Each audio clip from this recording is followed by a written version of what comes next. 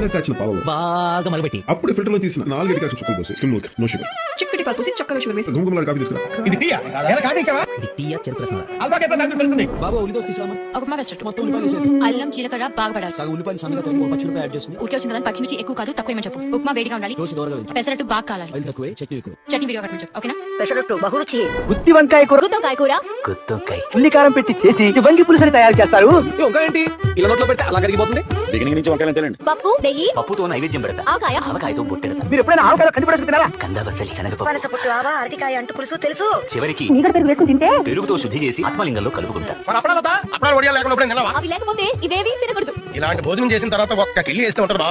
no oil no masala ఇవేమీ లేకుండా ఏముంటే బట్టర్ ఇందాక ఇచ్చిన జ్యూసు ఇంకొక గ్లాసు భోజనం వేయించుకోండి సమ్మగా ఉంటుంది टाइम 10 जूस ताके टाइम दो रोटी एक आलू जीरा एक लस्सी रोटी में मांस बटर डालो बिरयानी लेके आ उसके साथ प्याज थोड़ा ज्यादा लेके आना ఎప్పుడు పెద్ద తిండి ఆవా